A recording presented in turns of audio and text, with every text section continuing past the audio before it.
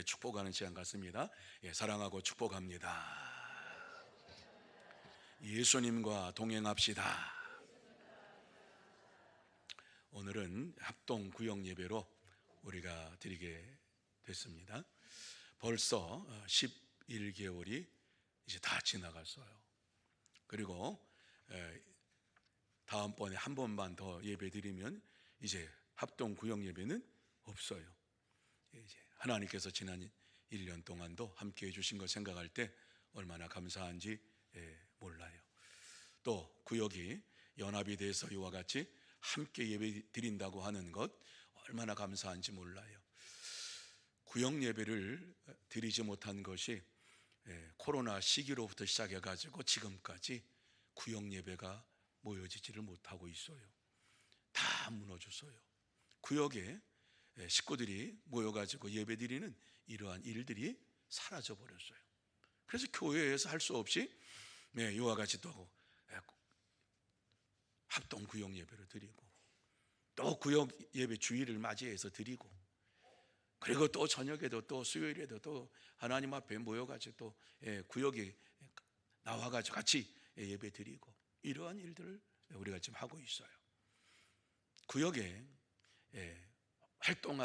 구역 활발하게 예배가 드려지고 구역 식구들이 같이 기도의 제목을 나누고 하는 이러한 일들이 속히 이루어지기를 바랍니다.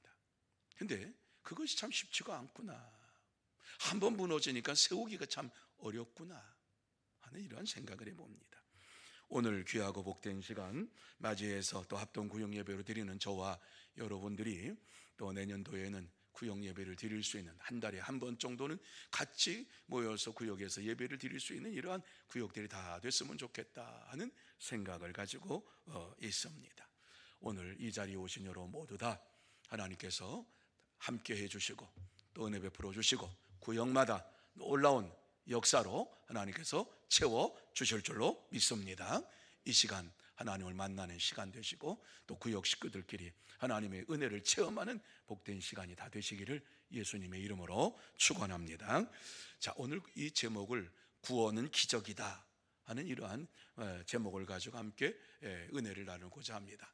한번 같이 읽어볼까요? 시작. 구원은 기적이다. 여러분, 저와 여러분이 구원받은 것이 기적 중에 기적인 줄로 믿으시기를 바랍니다. 하나님의 은혜가 아니면은 우리는 구원받을 수 없는 사람이에요. 그래서 어떤 신학자는 그렇게 얘기했어요. 내가 구원받은 것이 가장 큰 기적이다. 나 같은 사람이 구원받은 것이 가장 큰 기적이다. 어떻게 나 같은 사람이 구원을 받았을까? 하나님의 은혜다. 이렇게 이야기했어요. 아주 공감 가는 이러한 일이에요. 자, 오늘의 본문의 말씀으로 돌아오면 석절밖에는 안 되지만은 이 석절밖에 안 되는 20절에서 22절 내용에 보면은 하나님께서 모세를 이 땅에 보내주시고 모세를 통하여서 이스라엘 백성들이 구원함을 받는 이러한 역사가 일어나게 되었다. 그리고 하나님께서 모세를 이스라엘의 지도자로 세워주셨다. 이렇게 말씀을 해주고 있는 것을 보게 됩니다. 다시 말씀드려서 오늘 이 말씀의 내용을 보면은 모세가 태어난 때가 언제이냐? 이스라엘 백성들이 애굽에서 고난을 당할 때 태어났다.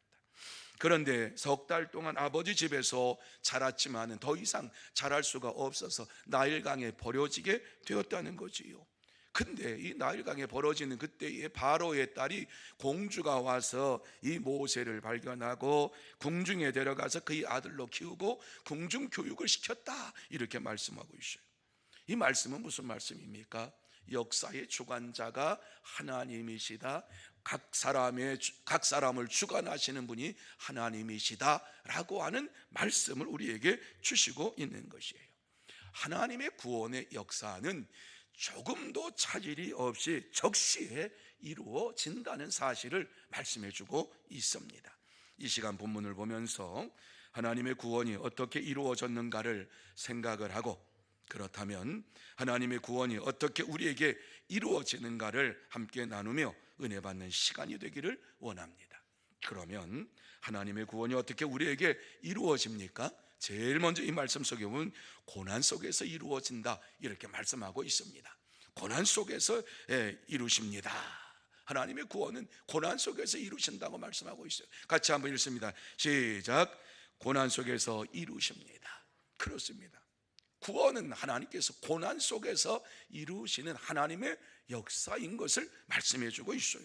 그래서 20절 말씀에 보면 그때에 모세가 났는데 하나님이 보시기에 아름다운지라 이렇게 말씀했어요.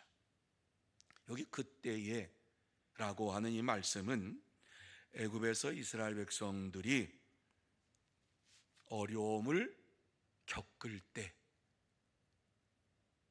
아주 고난의 이러한 길에 있을 때에 라고 하는 이러한 말씀입니다. 그때에 모세가 태어났다. 그런데 여기 보면 하나님이 보시기에 아름다운지라, 여기 아름다운지라라고 하는 것은요 어떤 의미를 가지고 있냐 하면 하나님이 보시기에 이 모세를 아주 멋지게 이와 같이 태어나게 하셨다.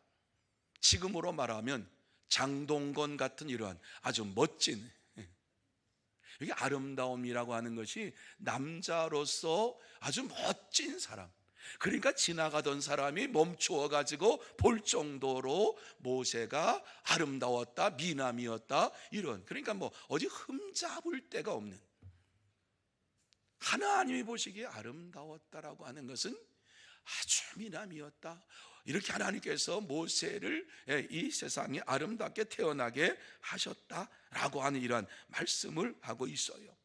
자, 이스라엘 백성이 번성하고 많아지니까는 애굽 왕이 바로가 그들에게 성을 지으라고 이와 같이 명령을 하고 람세 성을 짓는 이러한 일들을 하면서 어려움을 겪었어요. 그때에 이스라엘 백성들이 하나님 앞에서 부르짖었어요.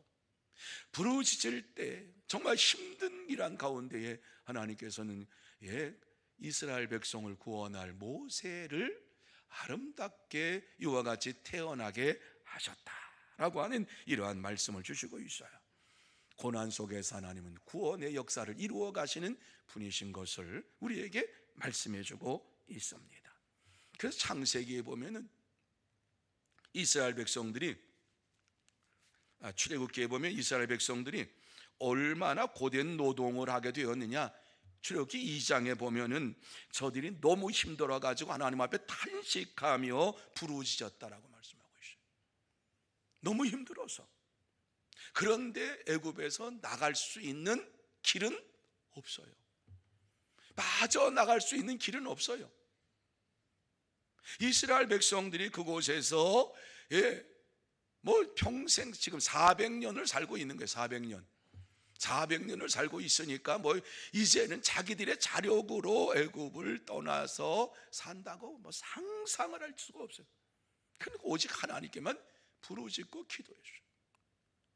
부르짖고 기도할 때에 하나님께서 그 소리를 들으시고, 출애굽기 2장 23절 25절의 내용에 보면은 아브라함과 이삭과 야곱에게 세운 언약을 기억하시고 그들을 돌보셨다, 이렇게 말씀을 하고 있는 것을 보게 됩니다. 하나님께서 언약의 하나님이시다, 약속의 하나님이시다. 그래서 약속의 하나님께서 아브라함에게, 이삭에게, 야곱에게 세운 그 언약을 생각을 하시고 그들의 부르짖음을 듣고 생각을 하시고 그들을 구원하기로 작정하셨다라고 하는 말씀을 주시고 있는 거예요.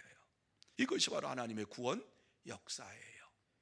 하나님께서 약속하신 그 말씀대로 이스라엘 백성들을 구원하기를 원하시는 하나님이신 것을 우리에게 증거해 주고 있습니다. 그렇습니다. 하나님은 그의 백성들이 고난을 겪을 때에 구원의 역사를 이루어 가시는 전능하신 하나님이십니다. 이것은 한 민족뿐만 아니라 개인에게도 동일하게 이루어 가시는 것입니다. 성경에 보면 욥은 동방의 의인으로 하나님께 인정받는 자였다, 이렇게 나옵니다. 욥이라고 하는 사람은 창세기 때에 이와 같이 하나님 앞에 인정받은 사람으로 성경 신학자들이 이야기를 하는 거예요.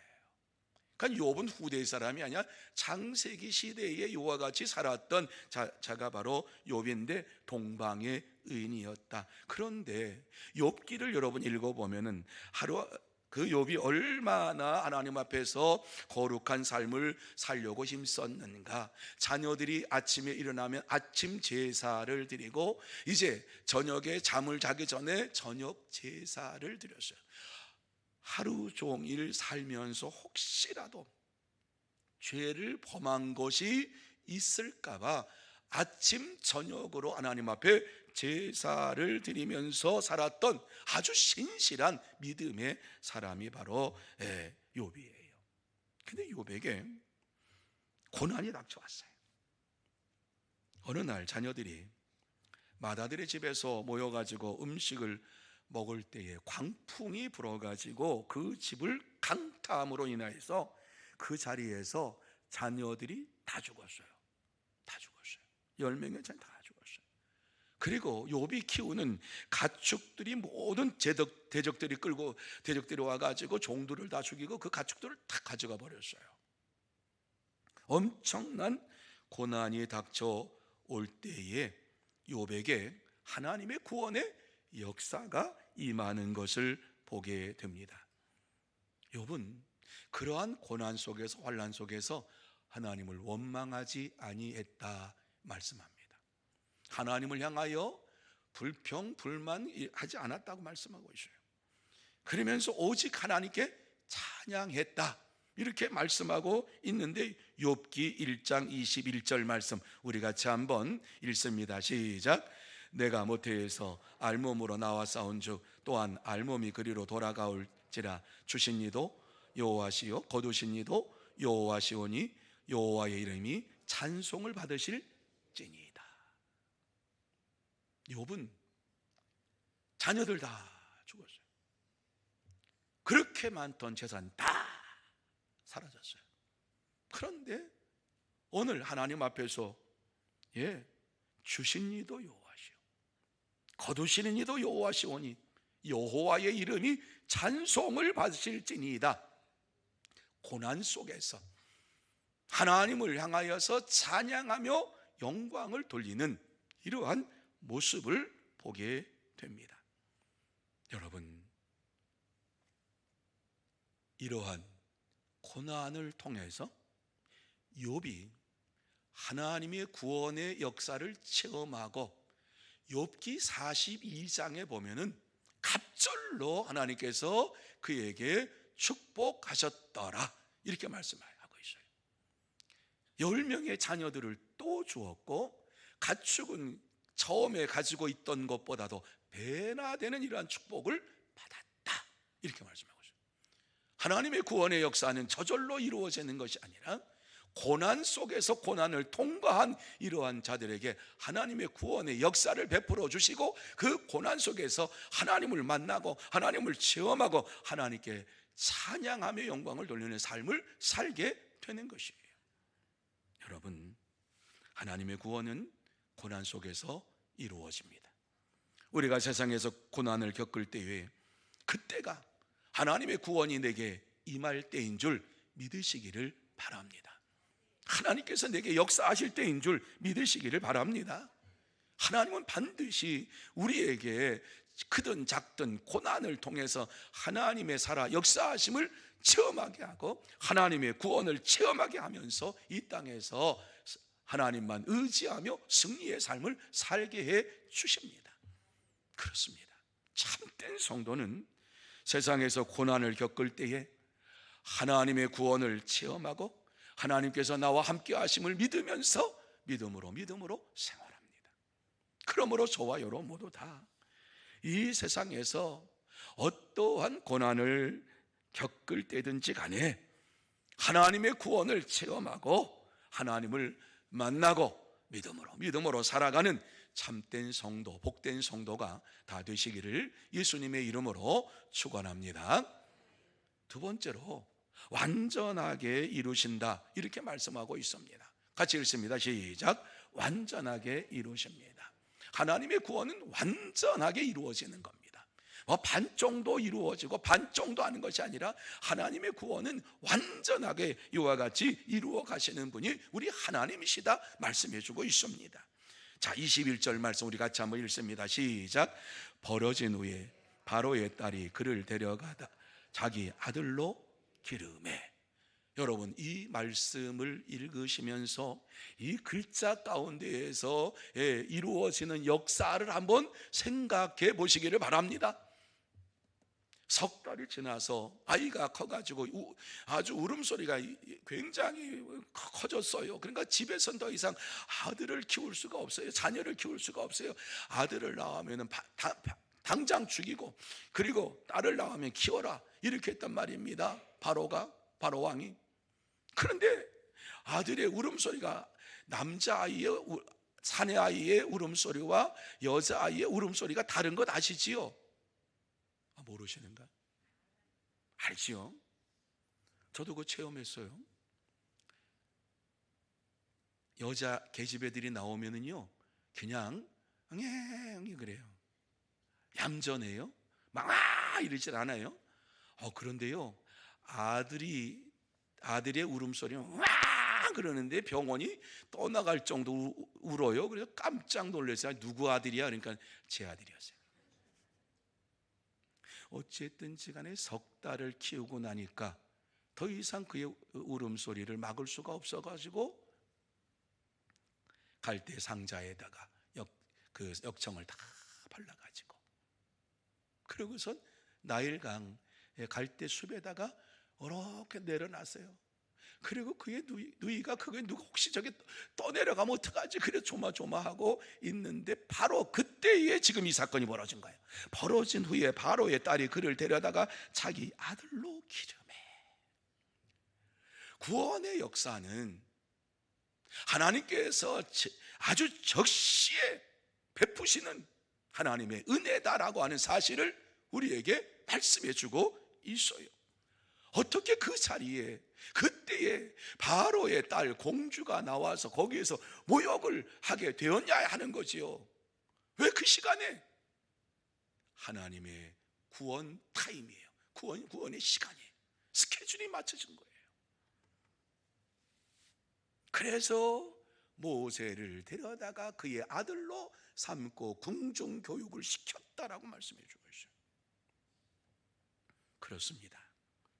하나님께서는 세상에서 어려움을 당할 때에 즉시 역사하셔서 구원을 완전하게 이루시는 전능하신 하나님이십니다.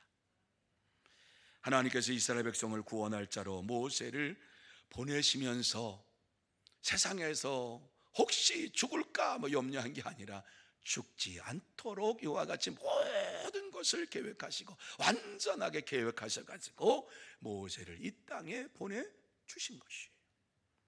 그래서 출애굽기 2장에 보면 모세가 이와 같이 갈대 상자에서 구원함을 받고 또 바로의 궁중에 들어가서 공주의 아들로 교육을 받게 되었어요. 하나님의 구원은 한치의 오차도 없이 바로 즉시 이루어지는 것입니다. 이게 하나님의 은혜예요.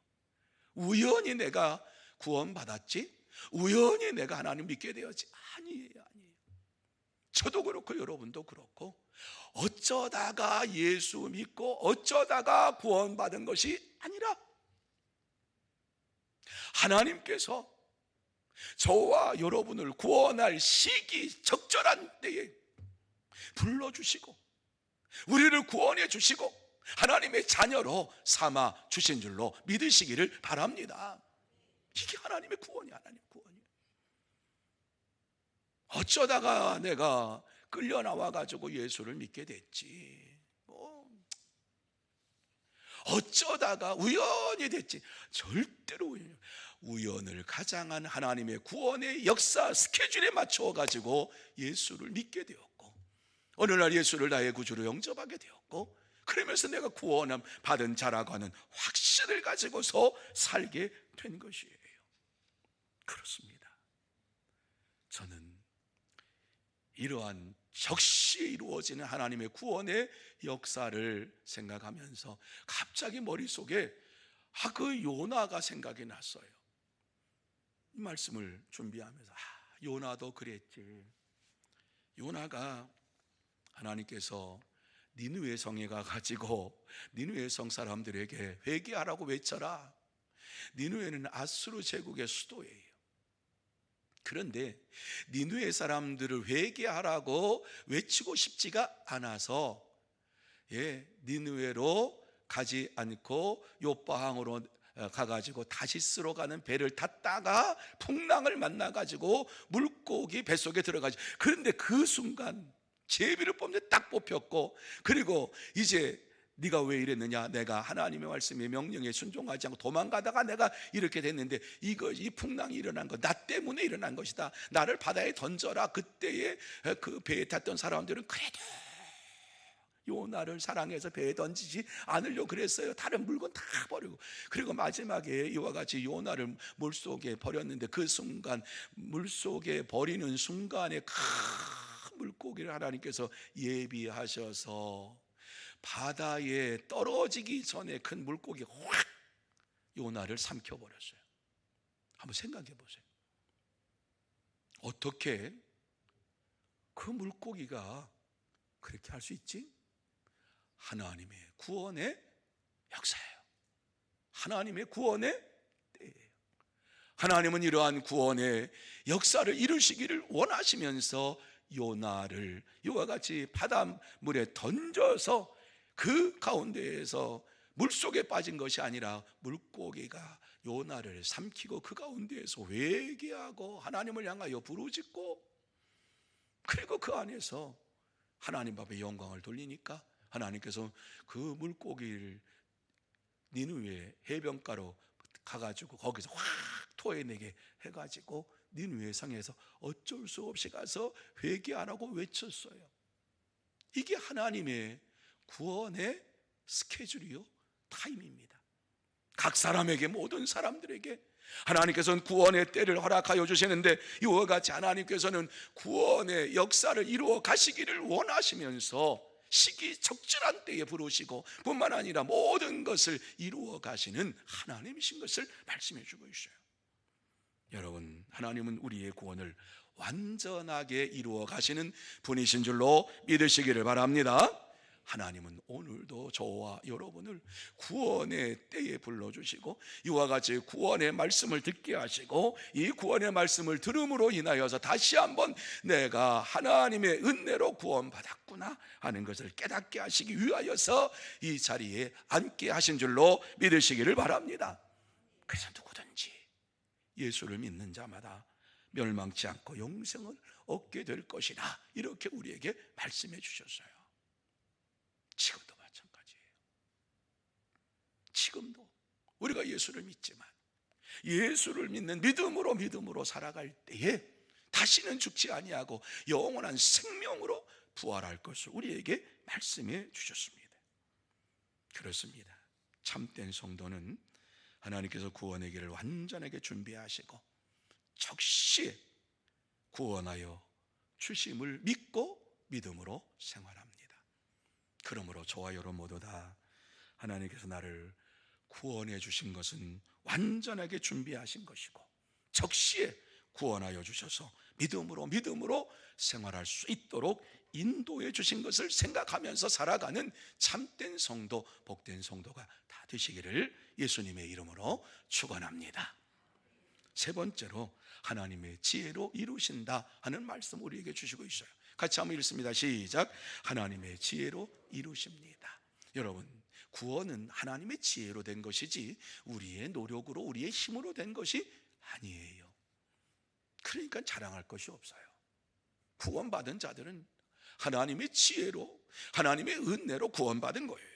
이 사실을 22절 말씀에 해주고 있어요. 같이 한번 읽습니다. 시작.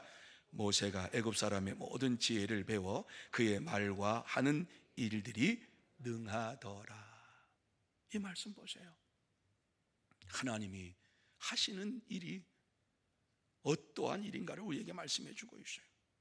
하나님께서 보내신 모세가 애굽 사람의 모든 지혜를 배워 그의 말과 하는 일들이 능하게 되었다, 이렇게 말씀하지요.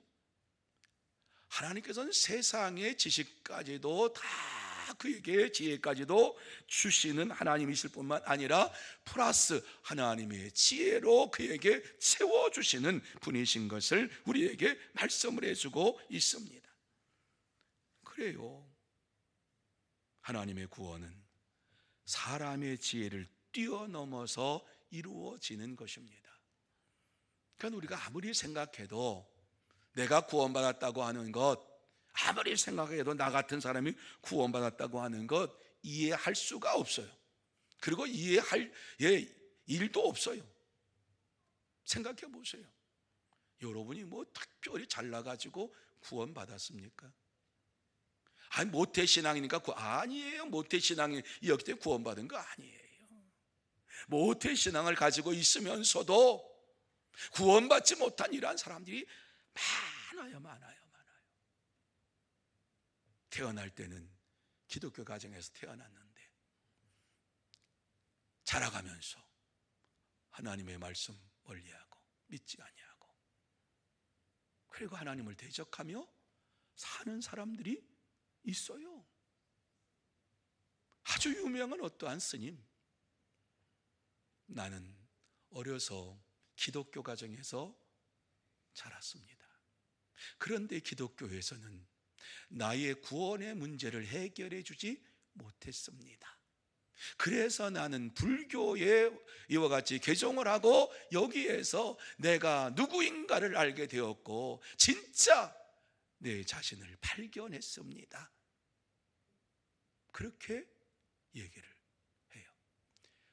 유명한 스님들이 쓴다고 하는 책을 보세요. 앞부분에 보면 반드시 내가 기독교에서 이와 같이 자랐는데 그곳에서 나는 구원의 기쁨을, 내 자신이 누구인가를 발견하지 못했다, 인격적으로 나는 예수를 영접하지 못하고 만나지도 못했다, 그 얘기예요. 쉽게 말하면요. 그렇게 얘기하면서 자아를 깨닫게 된 것은 불교에서 깨닫게 되었다. 그래서 나는 이와 같이 불교가 진짜 종교로 나는 믿는다, 그러면서 그래요.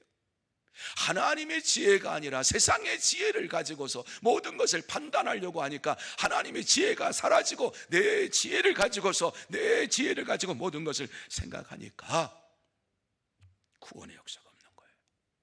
능력이 나타나지 않는 거예요. 그런데 오늘 이 말씀 보니까는 하나님께서 세상의 지혜도 그에게 채워주시고 하나님의 지혜도 채워주시니까 그의 말과 행동이 능력이 있는 이러한 하나님의 사람으로 서게 되었다고 말씀을 해주고 있는 것을 보게 됩니다. 하나님의 구원은 세상의 지혜보다 더 하나님의 지혜를 통해서 우리에게 이루어지는 것을 말씀을 해주고 있습니다. 하나님께서는 오늘도 마찬가지입니다. 오늘도 구원은 하나님의 지혜로 이루어질 것을 말씀해주고 있어요. 하나님의 구원은 사역을 이루어 가시기 위하여서 하나님의 지혜를 하나님의 자녀들에게 주시고 그 말씀을 따라 순종하며 살아갈 수 있도록 인도해 주시는 분이 우리 하나님이세요. 이러한 예가 바로 예수님의 제자들의 모습이에요.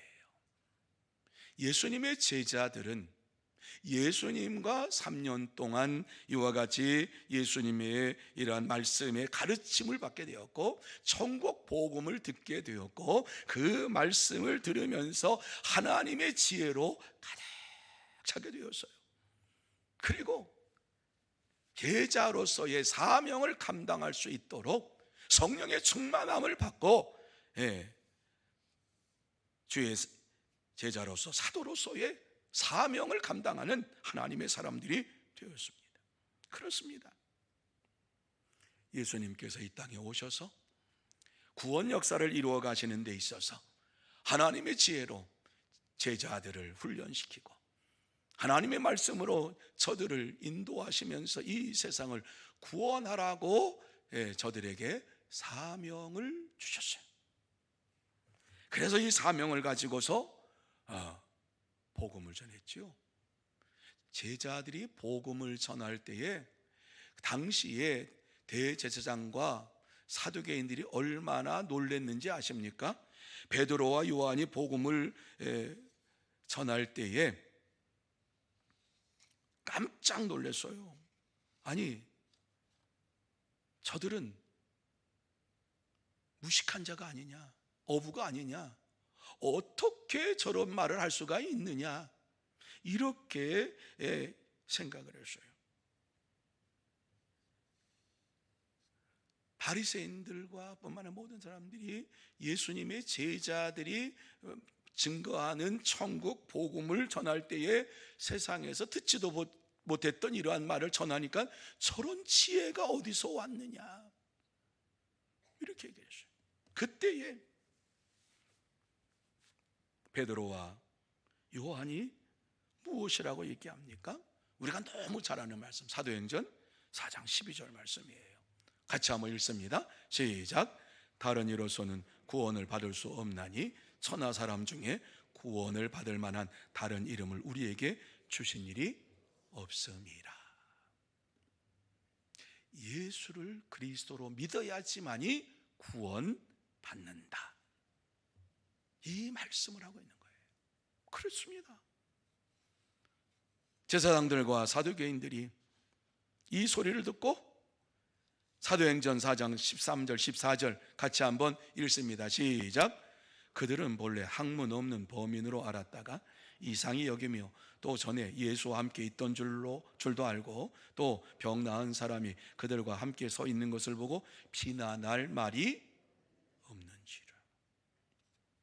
사두개인과 대제사장들이 본래 예수의 제자들은 학문이 없는 범인들이다, 무식한, 지금 말하면 무식한 사람들이다, 이렇게 얘기를 하는 거예요.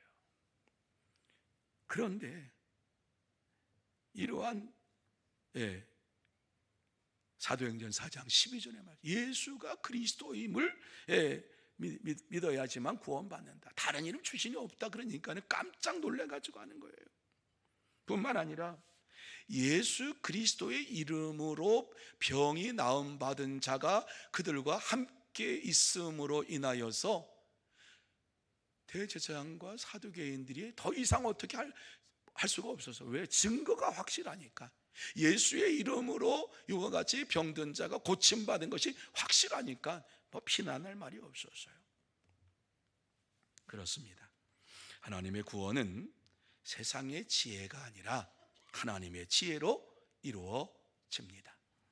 여러분, 하나님은 그의 구원을 이루시려고 사람의 지혜보다 하나님의 지혜를 우리에게 허락하여 주셨습니다. 하나님의 지혜가 우리에게 임할 때에 저와 여러분 모두 다 말과 일의 능력이 나타나게 될 줄로 믿습니다. 이것이 바로 성령 충만함입니다.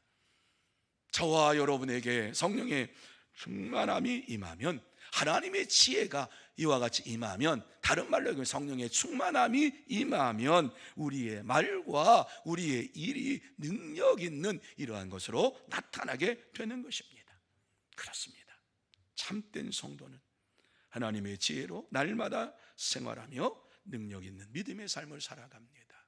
그러므로 저와 여러분 모두 다 하나님의 지혜로 날마다 생활하면서 하나님의 능력을 받고 믿음으로 살아가는 참된 성도, 복된 성도가 다 되시기를 예수님의 이름으로 축원합니다.